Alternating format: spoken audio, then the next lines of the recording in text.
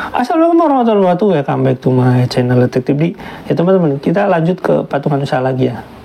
Karena seperti biasa saya akan tuntut ke masa lalu, ke pertengahan, ke masa depan.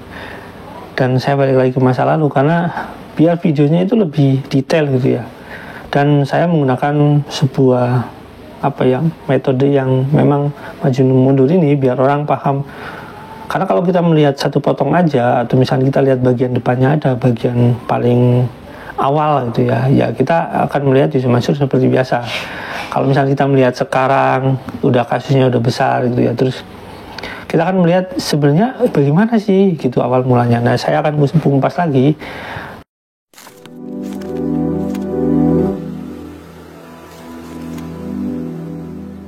Lebih dari detail lagi, dengan tentu saja sebenarnya saya sudah bisa mengkonfirmasi si pemilik orang yang saya bisa katakan orang ini valid ya, orang yang dibeli hotelnya sama Yusuf Mansur, dan saya komunikasikan.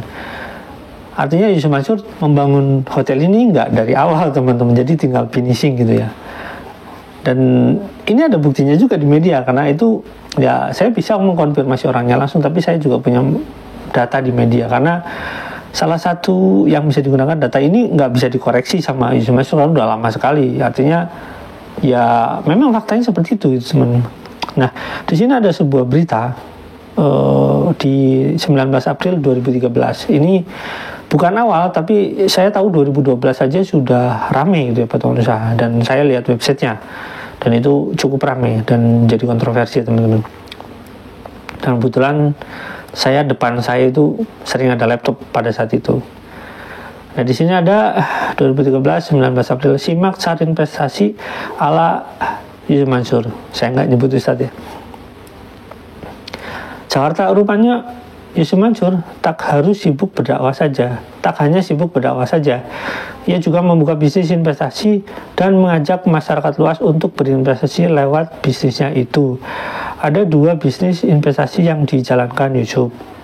Pertama bernama patungan usaha, sedangkan yang kedua bernama patungan aset. Dan ini belum detail lengkap sih, karena ada tabung tanah, dan saya katakan tabung tanah itu kan salah satunya digelarkan atau dipromosikan oleh Yusuf Mansur itu ke TKW Hongkong itu. Mohon maaf ya saya menyebutkan ini biar mempersingkat itu aja. Saya lanjut lagi. Yusuf Mansur bilang kedua program investasi itu memiliki prinsip mengumpulkan dana dari masyarakat yang kemudian dikelolanya melalui dua skema usaha investasi. Patungan usaha bayarnya Rp 12 juta per orang, sedangkan untuk patungan aset 2 juta per orang, ujar Yusuf Mansur kepada Kontan. Ini Kontan ya teman-teman, Kamis 19/4, jadi bulan April tanggal 19. Yusuf menjelaskan dana investasi dari patungan usaha digunakan untuk mengakuisisi sebuah hotel dan apartemen. Lokasi hotel dan apartemen itu berlokasi di dekat Bandara Soekarno-Hatta. Saya katakan dekat Bandara Soekarno-Hatta, walaupun jaraknya ya lumayan sih. Saat ini Yusuf mengaku sudah membeli sebuah hotel dari dana yang dikumpulkan dari masyarakat yang kebanyakan adalah jamaah itu. Saya sudah akuisisi hotel Topaz senilai 180 miliar dan ini bohong teman-teman. Nggak segitu ya teman-teman. Saya katakan bohong itu, ini saya konfirmasi ke pemiliknya langsung gitu ya. Jelas rencananya Yusuf akan mengembangkan hotel itu menjadi hotel untuk para peserta haji dan umroh tiap tahunnya. Sementara imbal hasil dari perolehan investasi mengacu pada keuntungan usaha. Saya bahas dulu tentang hotel Topaz yang dibeli. Jadi hotel itu dibeli sama Yusuf Mansur ini konfirmasi dari banyak hal ya. Ada dari Padaso itu ada, terus ada dari orangnya sendiri. Jadi hotel ini membuat suatu proyek gitu ya, bukan hotel ya, orang ini bikin satu proyek, bikin hotel ya dekat bandara gitu ya, 2 tower teman-teman. Dan itu karena adanya kekurangan dana, dan orang ini memang bekerja di bidang itu sudah biasa gitu ya, bekerja dalam bidang pembuatan gedung atau apa.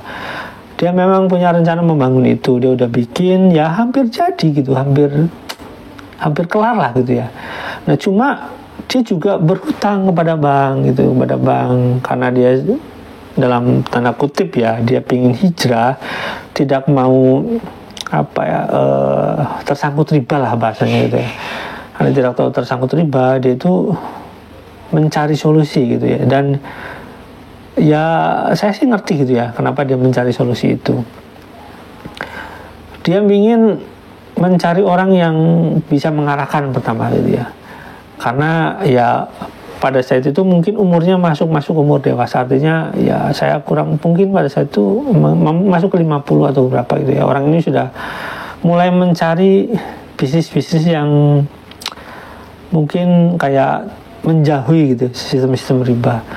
Makanya ketika mendengar Yusuf Mansur berdakwah gitu, terus mendengar Yusuf Mansur pingin beli barang ini, beli barang itu, atau misalnya dia pingin beli sesuatu yang berkaitan dengan jamaah, orang ini yang menawarkan gitu ya.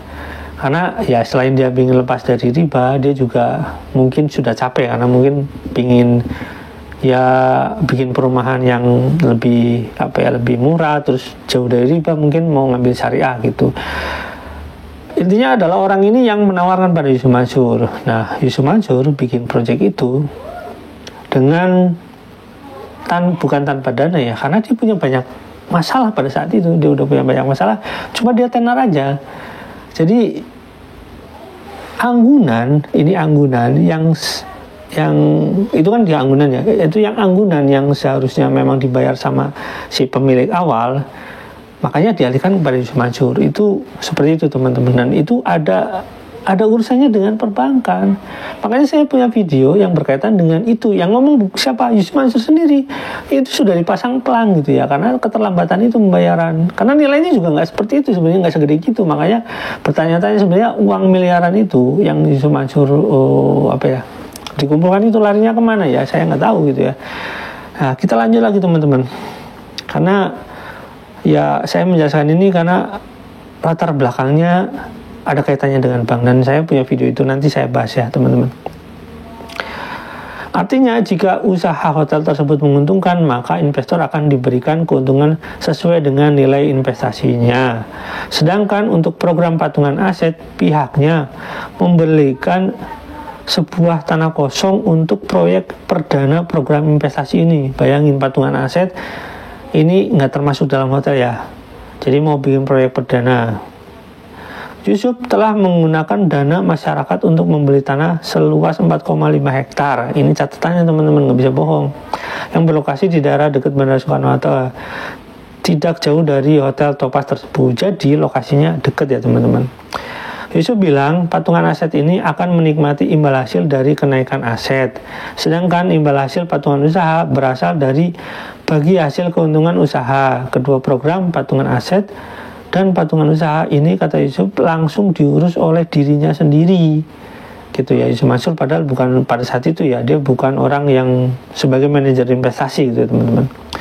Tak tanggung-tanggung berdasarkan situsnya, usaha investasi milik Yusuf Mansur sudah menampung ribuan investor yang sudah terkonfirmasi. Ini yang sudah terkonfirmasi teman-teman. Banyak orang yang mentransfer langsung ke Yusuf Mansur dan dia nggak punya sertifikat nggak jelas itu gitu teman-teman. Untuk investor yang ikut patungan usaha tercatat sebanyak 2029 investor. Ini 2013 ya, karena kan dia masih nawarin tuh sampai 2015 sampai 2016 masih nawarin tuh, tabung tanah itu juga belum.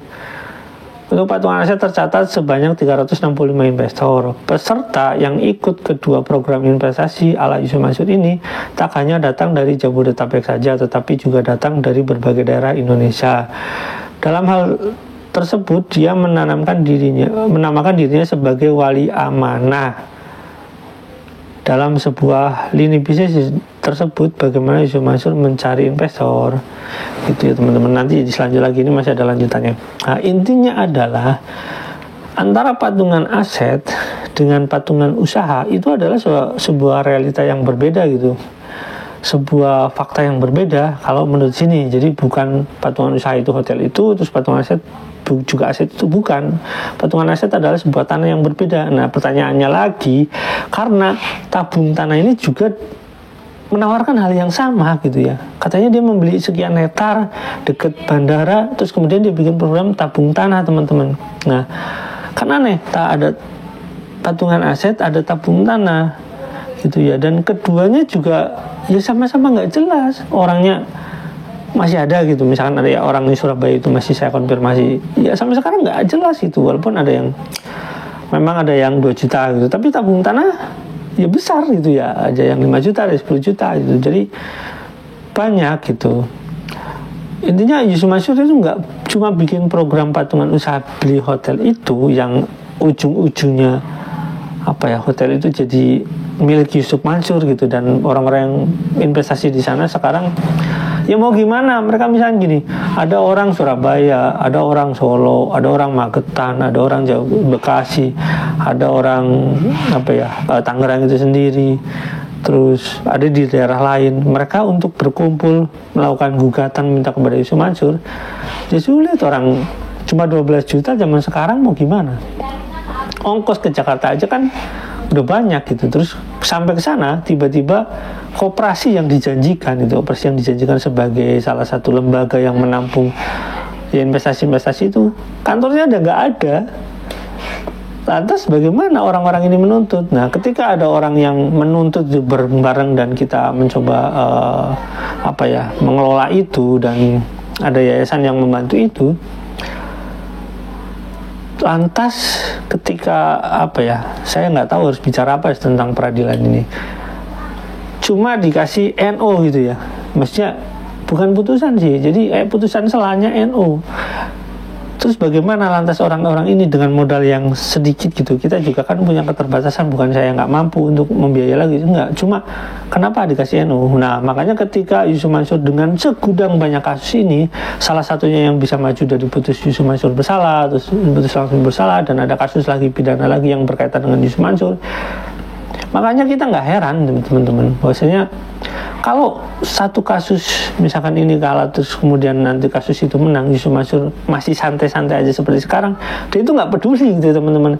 Ya dia kan bilang sendiri, ya kalau di penjara ya dia siap-siap aja gitu. Yang jelas dia nggak mau mengembalikan uangnya. Prinsipnya adalah uang yang sudah dia pegang dia nggak mau mengembalikan, itu aja, simpel itu dia mah.